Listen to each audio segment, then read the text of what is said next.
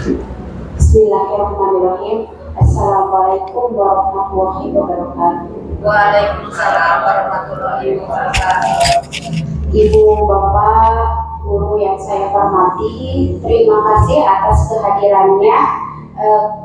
Bersedia hadir untuk mengikuti kegiatan diseminasi budaya positif untuk kegiatan calon guru penggerak angkatan 7. Nah, hari ini yang akan memaparkan materi tentang budaya positif yaitu Ibu Titis Indriani MPD.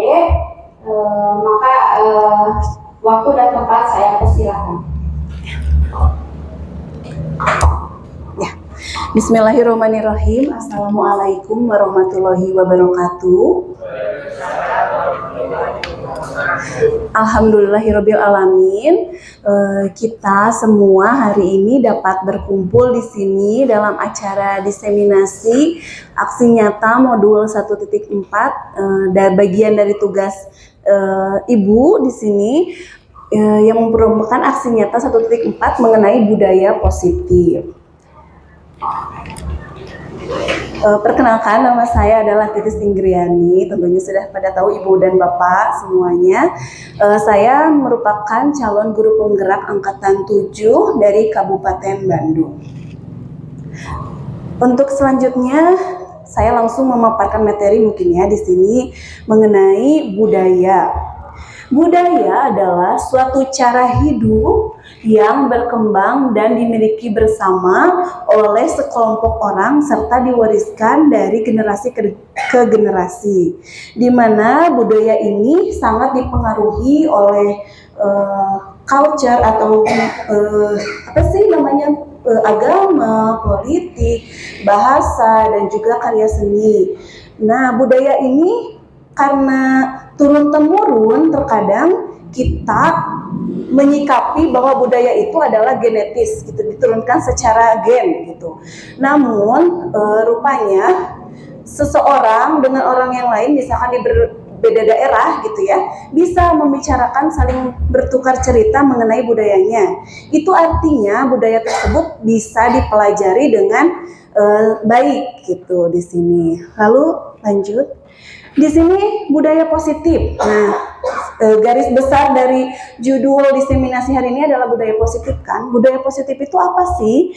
Budaya positif di sekolah ialah nilai-nilai, keyakinan-keyakinan dan kebiasaan-kebiasaan di sekolah yang berpihak pada murid agar murid dapat berkembang menjadi pribadi yang kritis dan hormat, juga bertanggung jawab. Sebenarnya di sekolah kita sendiri sudah menerapkan budaya positif itu sendiri gitu ya, seperti sholat duha berjamaah, lalu membuang sampah pada tempatnya, lalu anak-anak mengadakan piket di kelas seperti itu.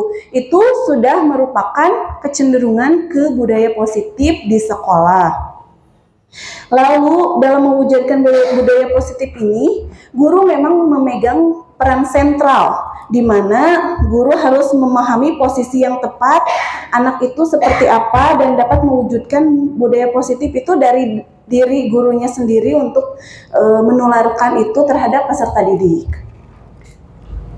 Lalu di sini ada eksplorasi konsep yang akan dijelaskan, ada 6 komponen. Yang pertama adalah disiplin positif dan nilai kebajikan universal. Kemudian teori motivasi penghargaan, hukuman dan restitusi. Lalu keyakinan kelas, juga kebutuhan dasar manusia dan dunia berkualitas, 5 posisi kontrol dan segitiga restitusi. Ini adalah eksplorasi konsep yang akan saya paparkan untuk hari ini. Yang pertama, disiplin positif dan nilai kebajikan universal.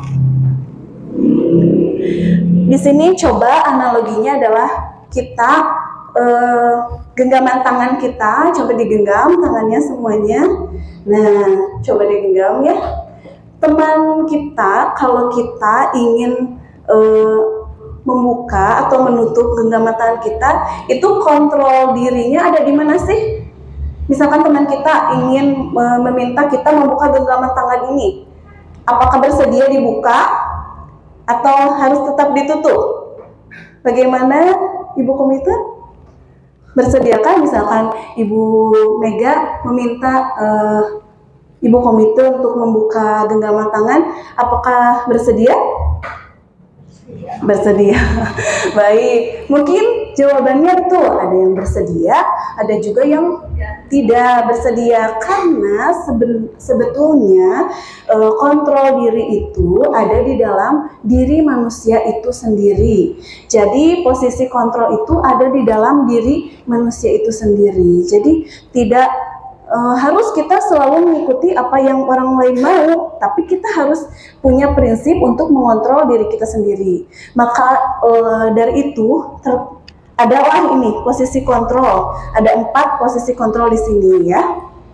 Yang pertama adalah ilusi kontrol murid, di mana guru mengontrol murid walaupun murid tidak ingin dikontrol. Jadi mau tidak mau gitu, murid itu selalu ikut aturan dari guru gitu ya. Jadi mau tidak mau, karena kan guru mempunyai posisi gitu ya. Jadi untuk mengontrol murid ya udah, misalkan kita perintahkan seperti ini, murid mau walaupun hatinya tidak suka, tidak senang, tidak menyukai hal itu gitu.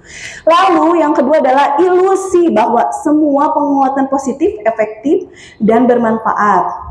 Nah, penguatan positif di sini misalnya bujukan merupakan satu bentuk kontrol.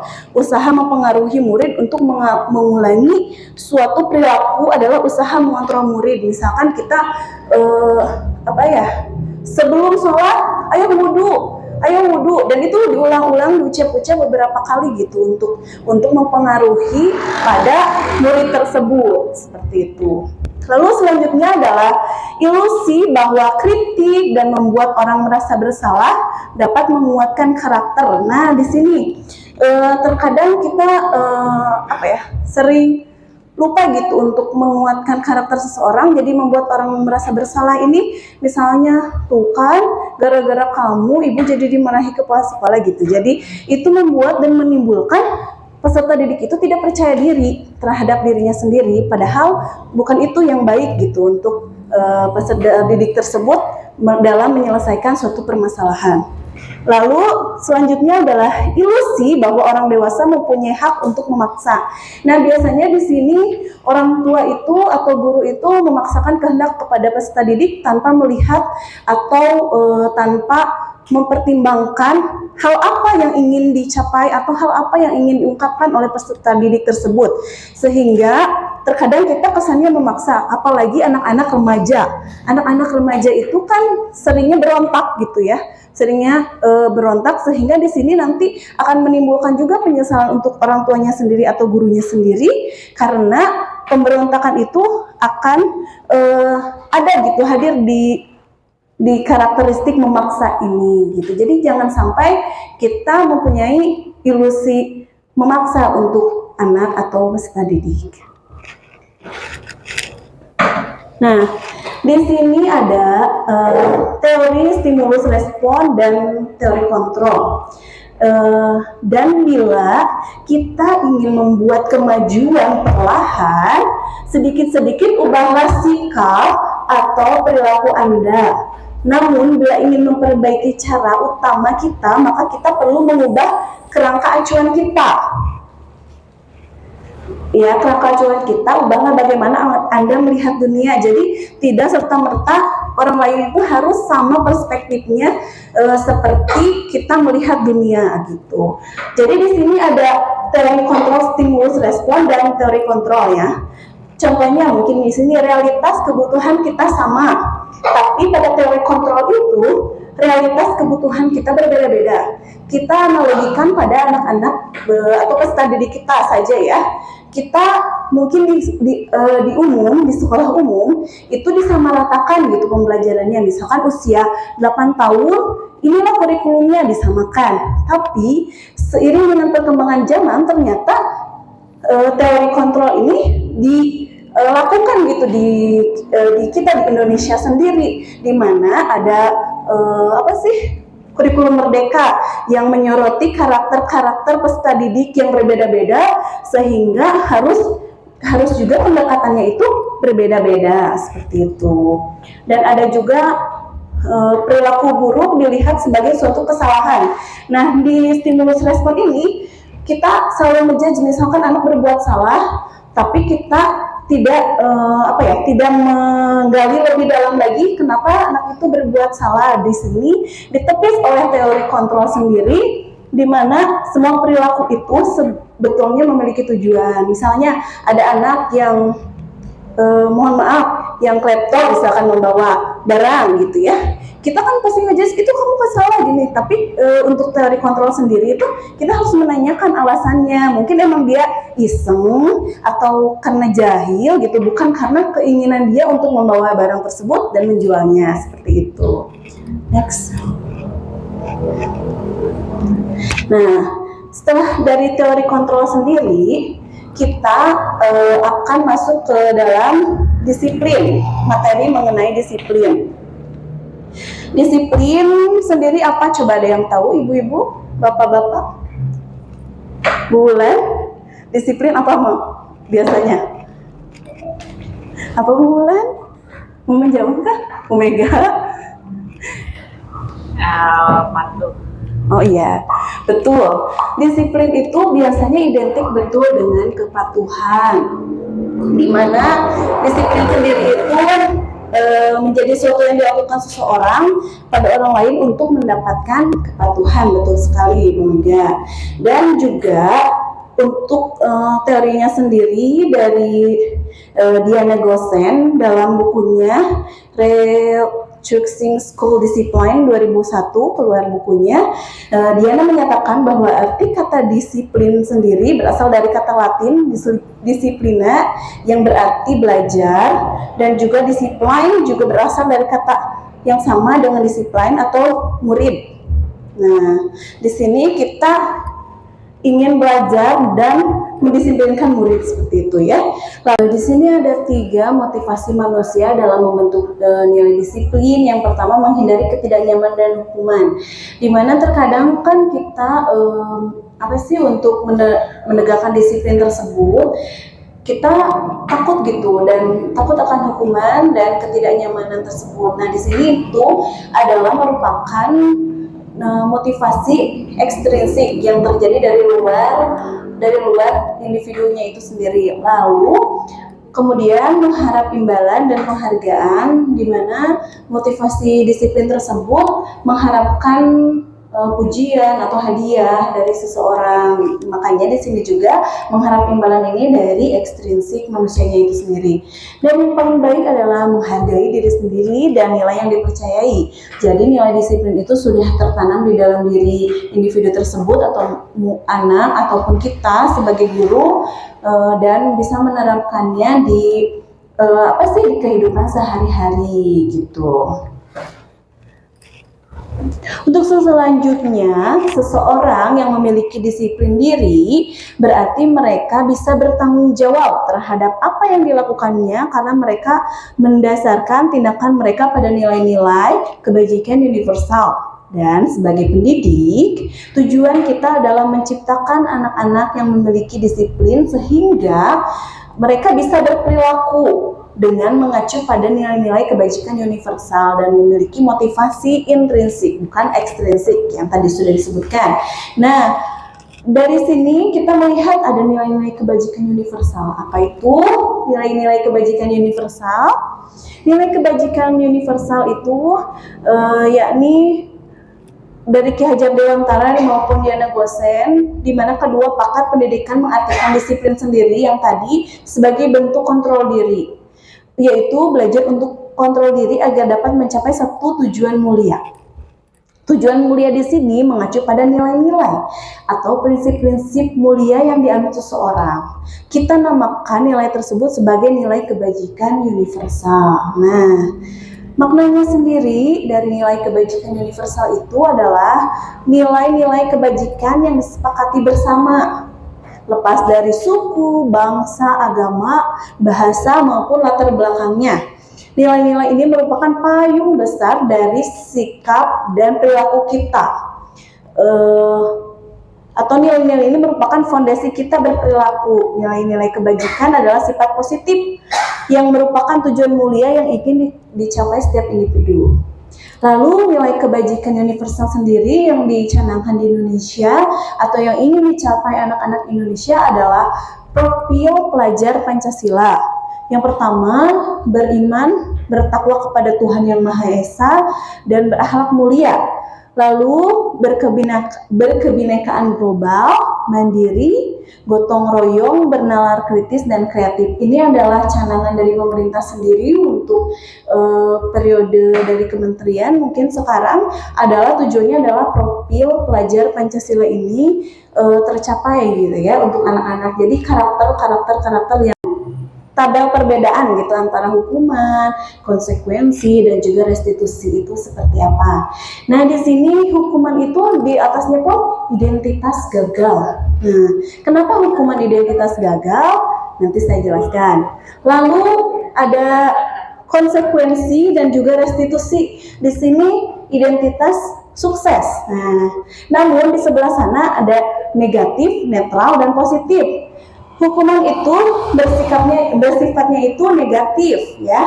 Kalau misalkan konsekuensi sendiri adalah bersifat netral, dan restitusi sendiri merupakan yang positif. Kenapa? Karena di hukuman ini peserta didik itu langsung gitu diberi hukuman secara langsung gitu, tanpa aba-aba, tanpa apa, kamu terlambat misalnya, kamu membersihkan halaman sekolah gitu, itu tanpa adanya ngobrol dengan peserta didiknya atau tanpa adanya negosiasi gitu, langsung mutlak harus dikerjakan. Seperti itulah hukuman, sehingga di sini merupakan identitas gagal nih dari hukuman tersebut. Lalu untuk konsekuensi sendiri, konsekuensi itu sudah disepakati sebenarnya, tapi jadi konsekuensi itu sudah disepakati oleh antara guru dan peserta didik. Namun lebih cenderung jadi peserta didik itu harus ingin mengikuti guru gitu. Jadi tidak ada komunikasi, namun mutlak gitu. Jadi ada pelanggaran, ada konsekuensi di dalamnya. Lalu selanjutnya ada restitusi. Nah, restitusi ini baik dan positif karena restitusi ini merupakan pilihan gitu. Bisa dikomunikasikan dulu sebelumnya, bisa digali untuk peserta didiknya, dan juga restitusi ini bisa merupakan penguatan dan kolaborasi antara murid dan guru. Jadi tidak serta-merta menyelesaikan masalah itu dari guru harus kepada murid harus seperti ini mutlak, tapi nanti kita menggali dulu apa sih kekurangan dan kelebihan dari peserta didik tersebut, sehingga tidak langsung memberikan hukuman seperti itu dalam restitusi. Semoga bisa dipahami di sini. Untuk selanjutnya, ya, untuk selanjutnya di sini, nah tadi sudah ya, untuk secara garis besarnya itu hukuman itu bersifat tidak terencana dan anak tidak dilibatkan di dalamnya. Jadi langsung saja ibu menghukum seperti ini kepadamu gitu, tapi tidak dilibatkan gitu anak-anaknya. Lalu ada konsekuensi. Nah, sudah disepakati seperti peraturan dari sekolah, terlambat kamu harus kalau melanggar ini harus ini hukumannya. Nah itu tapi dari satu pihak gitu kan ya, jadi tidak kurang pas juga. Nah di sini ada restitusi.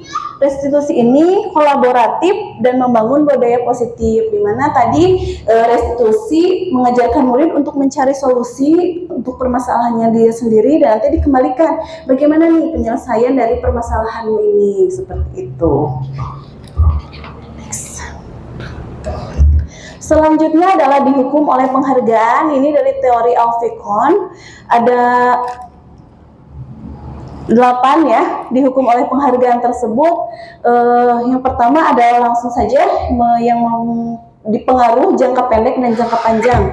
Nah, terkadang kita penghargaan itu kan sebagai reward ya, seperti kesannya itu bentuk positif dari suatu pembelajaran. Ternyata dari penghargaan tersebut ada beberapa aspek yang disoroti gitu. Jadi tidak selalu penghargaan tersebut bersifat positif. Namun ada di sini jadi dihukum oleh penghargaan. Yang seperti apa sih gitu ya? Yang mengaruh jangka pendek dan jangka panjang, di mana penghargaan akan efektif dalam jangka pendek atau sekali-kali. Jadi penghargaan itu sekali-kali itu boleh diberikan, tapi kalau misalkan terus-menerus, anak akan kehilangan motivasi dan bergantung terhadap penghargaan tersebut. Lalu penghargaan tidak efektif. Misalkan saya nih, atau Bapak Ibu yang misalkan saya ini motivasi diet nih, nanti dikasih uang nih sama siapa misalkan ya, tapi itu tidak akan tidak akan efektif gitu, karena tidak ada motivasi di dalam dirinya sendiri untuk membangun kebiasaan tersebut gitu ya. Makanya ya gagal diet. Ya, selanjutnya adalah penghargaan merusak hubungan, di mana ketika seorang diberi penghargaan, dipuji di depan orang banyak, terkadang kan kita juga tidak tahu ya orang lain atau teman-teman rekan-rekan kita suka atau tidak suka, senang atau tidak senang dengan melihat penghargaan yang diberikan misalkan dari kepala sekolah kepada kita gitu ya. Itu, dan terhadap merusak hubungan ini ada pun di kelas, misalkan anak-anak jadi persaingannya ketat gitu, kalau misalkan tidak terkejar, dan persaingan menciptakan kecemasan pada anak tersebut gitu.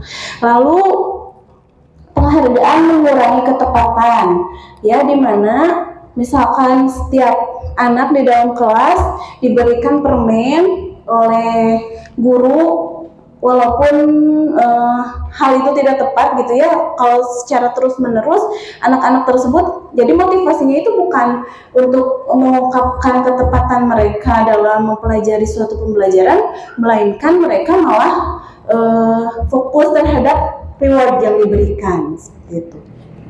Lalu penghargaan menurunkan kualitas. Di sini sebenarnya ada analoginya mahasiswa praktik yang diberikan misalkan penghargaan di PPL-nya, dan ada yang tidak diberikan penghargaan, atau mungkin ada bayaran, ada yang tidak dibayar. Nah, ternyata dari hasil survei itu mahasiswi yang dibayar malah turun gitu dari kualitas performa pembelajarannya, sehingga malah yang tidak dibayar itu terlintas motivasinya lebih baik lagi seperti itu. Ya, lalu penghargaan mematikan kreativitas di sini. Contohnya adalah seorang penulis skenario film mungkin ya, yang menuliskan skenario di dalam film itu dibayar. Nah, itu biasanya terhenti kreativitasnya untuk untuk berkreasi lebih baik lagi, sehingga penghargaan mematikan kreativitas ini sangat ada ya gitu. Lalu penghargaan menghukum. Jika suatu penghargaan diharapkan namun Anda tidak mendapatkannya, Anda akan merasa sedih dan terasa terhukum oleh penghargaan tersebut, seperti itu. Dan yang terakhir adalah motivasi dari dalam diri atau intrinsik. Nah, inilah penghargaan yang sebenarnya yang harus dicapai oleh setiap individu. Untuk selanjutnya adalah keyakinan kelas. Seseorang akan lebih tergerak dan bersemangat untuk menjalankan keyakinannya daripada hanya sekedar mengikuti serangkaian peraturan tertulis tanpa makna, sehingga tercipta keyakinan kelas, yakni sesuatu yang diyakini bersama, berasal dari penyatuan pikiran untuk menjadi nilai-nilai kebaikan. Nah, lalu selanjutnya di sini ada prosedur pembentukan keyakinan kelas. Mempersilahkan warga sekolah atau murid di sekolah atau kelas untuk bercurah pendapat tentang peraturan yang perlu disepakati di sekolah atau kelas. Lalu mencatat semua masukan. Jadi kita di sini ngobrol ya untuk keyakinan kelas dan menemukannya dan menyusunnya menjadi kalimat-kalimat dari bentuk negatif menjadi positif. Contohnya, jangan berlari di kelas atau koridor, itu bentuk negatif, dan menjadi berjalan di kelas atau koridor. Jadi lebih halus dan lebih positif. Lalu selanjutnya adalah kebutuhan dasar manusia dan dunia berkualitas. Di sini 5 kebutuhan dasar manusia. Kebutuhan dasar manusia itu ada 5. Yang pertama itu bertahan hidup. Kita butuh bertahan hidup? Butuh ibu ya. Butuh ya untuk bertahan hidup. Atau survival adalah kebutuhan yang bersifat fisiologis untuk berjalan hidup, misalnya kesehatan, rumah, makan, pakaian. Itu adalah salah satu komponen di dalam kebutuhan dasar manusia bertahan hidup. Lalu selanjutnya adalah kasih sayang dan rasa diterima. Ya, kasih sayang sangat kita butuhkan dan itu merupakan kebutuhan psikologis di mana kita harus merasakan disayangi, harus akan diberi penghargaan oleh kita sendiri maupun oleh kelompok ya. Lalu ada kebutuhan akan penguasaan berhubungan dengan kekuatan untuk mencapai sesuatu, menjadi kompeten, menjadi terampil. Kita juga kadang mengikuti diklat-diklat seperti itu, mengikuti sharing ilmu, menambah ilmu, dan itu tuh merupakan penguasaan, salah satu dari indikator penguasaan. Lalu kebebasan. Nah, kebutuhan untuk kebebasan adalah kebutuhan untuk kemandirian, otonomi, memiliki pilihan dan mampu mengendalikan arah hidup seseorang, seperti itu. Dan yang terakhir adalah kesenangan. Nah, kesenangan adalah kebahagiaan atau kebutuhan untuk mencari bermain, tertawa, seperti itu, berekreasi ya. Dulunya kita belum berekreasi ya, masih gagal nanti mudah-mudahannya kita terpenuhi gitu kebutuhan dasar ini, amin. Nah, selanjutnya adalah dunia berkualitas. Kebutuhan dasar itu bersifat lebih umum. Tadi ya yang 5 kebutuhan dasar manusia itu bersifat lebih umum atau universal. Sedangkan dunia berkualitas lebih unik dan personal. Misalnya kita punya masa lalu ya gitu. Kita punya kenang-kenangan mantan. Gimana? Nah, itu tuh sebenarnya dunia berkualitas di mana kita bisa membedakan antara 5 kebutuhan tadi itu sebagai yang global dan yang dunia berkualitas itu lebih personal gitu ya, punya memori-memori yang indah saat kecil atau apa, itu merupakan dunia berkualitas. Untuk selanjutnya adalah posisi kontrol. Nah, ada 5 posisi kontrol di sini. Yang pertama adalah penghukum. Penghukum itu tadi sudah pernah dibahas ya sebelumnya, dari tadi ada penghukum menggunakan hukuman fisik atau verbal dan lebih cenderung tidak diketahui oleh murid, jadi secara spontan gitu. Misalkan di sini ada contohnya, patuhi aturan saya atau awas ada ancaman di dalamnya gitu ya. Lalu pembuat merasa bersalah. Pada posisi ini biasanya guru akan bersuara lebih lembut, lebih soft gitu, tapi nyentuh hati gitu pada peserta didik, dan justru motivasinya jadi turun gitu untuk peserta didik tersebut. Ibu sangat kecewa sekali dengan kamu, itu ternyata kurang efektif gitu ya untuk peserta didik di sini. Lalu posisi kontrol sebagai teman, mengontrol murid melalui persuasi seperti ayo bantulah demi bapak ya, karena sudah posisinya sudah seperti teman. Nah, tapi di sini juga posisi kontrol ini ada negatifnya, dimana kalau misalkan kita terlalu dekat dengan murid terkadang mohon maaf jadi melunjak lah ibaratnya seperti itu. Nah, di sini juga harus dibatasi juga. Lalu pemantau. Nih, posisi pemantau berdasarkan pada peraturan dan konsekuensi, dimana peraturannya apa gitu. Jadi selalu menanyakan tentang peraturan gitu, karena sudah ada aturan, jadi kalian harus mengikuti aturan ibu dan bapak guru, seperti itu. Lalu manajer, posisi di mana guru berbuat sesuatu bersama dengan murid, mempersilahkan murid mempertanggungjawabkan perilakunya. Dan di sini apa rencana kamu untuk memperbaiki hal ini? Dan terkait juga ya tadi dari manajer ini dengan restitusi. Jadi mendengarkan murid itu seperti apa maunya gitu, terus bagaimana solusinya itu harus dipecahkan oleh murid itu sendiri. Nah, di sini ada segitiga restitusi. Segitiga restitusi itu adalah merupakan proses untuk menciptakan kondisi bagi murid untuk memperbaiki kesalahan mereka sehingga mereka bisa kembali pada kelompok mereka dengan karakter yang lebih kuat. Seperti apa sih segitiga restitusi? Tadi juga sudah terbahas ya, restitusinya itu sendiri seperti apa gitu kan, hal positif. Nah, di sini ada segitiga restitusi di mana ada 3 komponen di dalamnya dari segitiga restitusi. Yang pertama adalah menstabilkan identitas, lalu ada validasi tindakan yang salah, dan menanyakan keyakinan. Nah, dari menstabilkan identitas adalah bertujuan untuk mengubah identitas anak dari orang yang gagal, misalkan dia karena berbuat salah, menjadi hal yang positif atau yang dirubah gitu mindset anak tersebut gitu. Lalu di sini ada juga nih apa sih dari menstabilkan identitas itu kata-kata gitu yang bisa digunakan, tapi itu bisa lebih fleksibel lagi.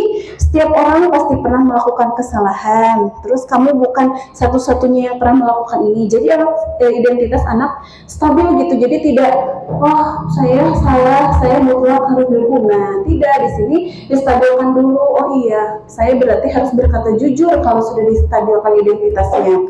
Lalu masuk ke validasi tindakan yang salah. Nih kata-katanya, adakah cara yang lebih efektif untuk mendapatkan apa yang kamu butuhkan? Jadi kesalahan itu dianggap suatu kebutuhan apa sih? Misalkan tadi kayak mohon maaf klepto atau apa, sebenarnya apa sih? Misalkan dia menginginkan suatu barang gitu tapi tidak mempunyai apa. Nah, itu memvalidasi tindakan yang salah. Lalu kemudian menanyakan keyakinan. Nah, keyakinan ini setelah menstabilkan identitas, lalu memvalidasi kesalahan, maka anak akan siap dihidupkan dengan nilai-nilai yang dia percaya. Bahwa misalkan kesalahan itu melanggar ini, untuk kedepannya seperti apa, dan kamu bisa menjadi orang seperti apa ke depannya. Itu kan digali pada menanyakan keyakinan peserta didik tersebut. Seperti itu. Nah, di sini teori kontrolnya, kita semua akan melakukan hal terbaik yang bisa kita lakukan dalam menstabilkan identitas. Lalu validasi tindakan yang salah, semua perilaku memiliki alasan.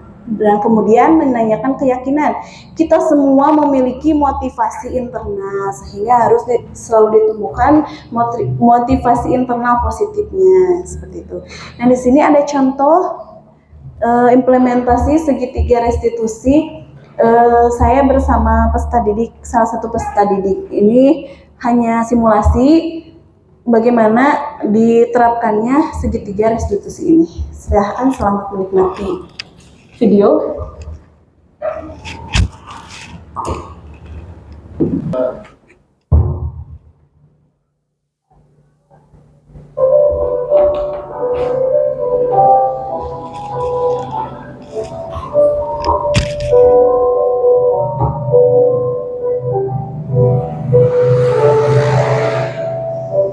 Di sini kemarin saya ada skenarionya untuk praktik segitiga restitusi ini sendiri.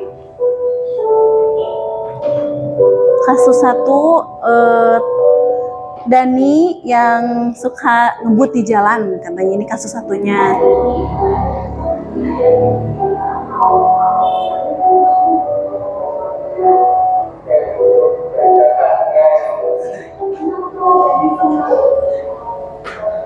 Di sini kegiatan validasi tindakan yang salah ya.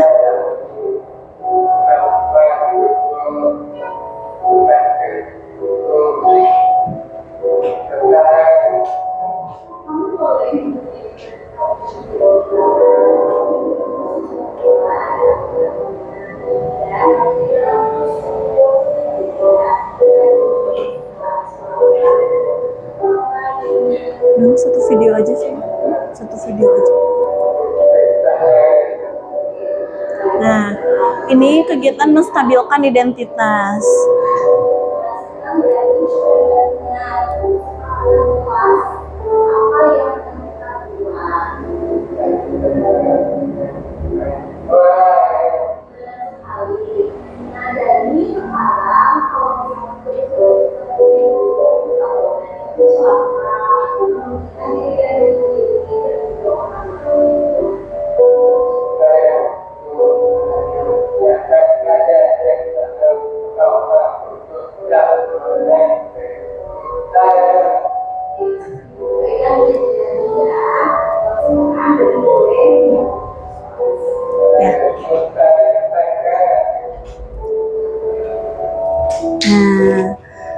Nah, itu ya yang kemarin saya buat bersama salah satu peserta didik, Dani, seperti itu. Mungkin dengan adanya secara implementasi langsung dari saya dan Dani itu mungkin mengakhiri juga paparan saya. Mari kita merefleksi diri dengan adanya materi mengenai budaya positif ini. Semoga kita dapat menjadi guru yang menciptakan generasi yang mempunyai inisiasi dan terbuka dalam menghadapi permasalahan dengan restitusi. Mungkin akhirul kalam, wabillahi taufiq wal hidayah. Wassalamualaikum warahmatullahi wabarakatuh. Waalaikumsalam. Ya, terima kasih Bu Titis atas pemaparannya. Gimana Ibu Bapak, senang tidak mendapatkan ilmu barunya? Senang. Mudah-mudahan kita sebagai guru dapat mempraktekannya, ya, mempraktekannya di sekolah kita masing-masing. Siap ya? Tadi kata Bu Titis ada profil pelajar Pancasila. Mudah-mudahan cita-cita kita membangun negeri yang lebih baik lagi. Amin. Ya, siap. Nah, sekarang mungkin ada sesi tanya jawab, boleh? Siapa yang mau bertanya? Ayo, Ibu Bapak, saya kasih kesempatannya. Ayo. Silakan.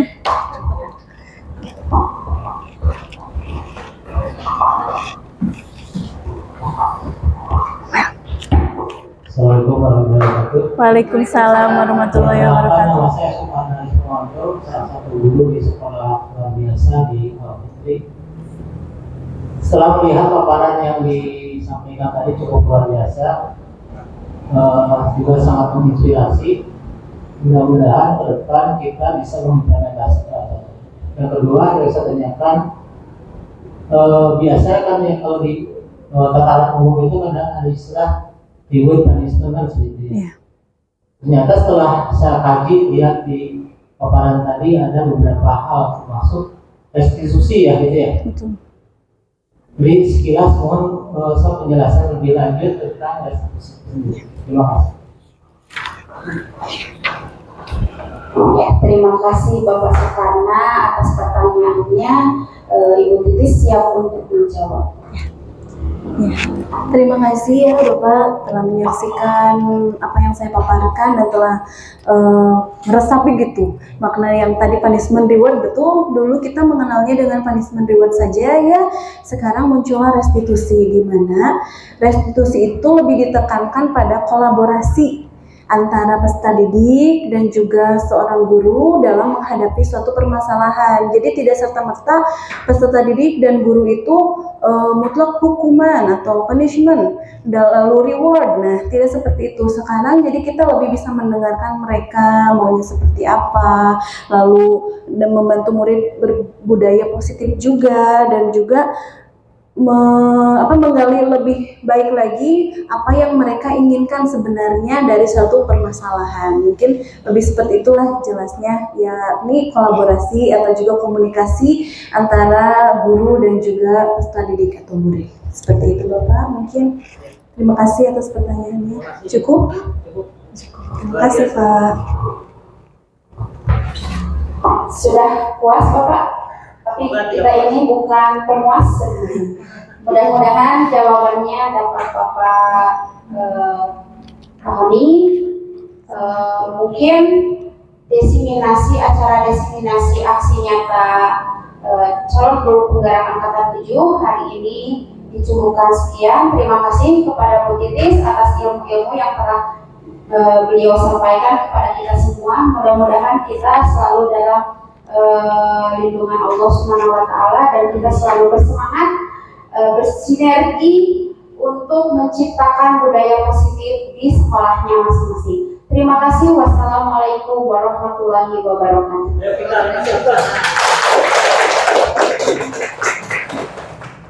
kasih.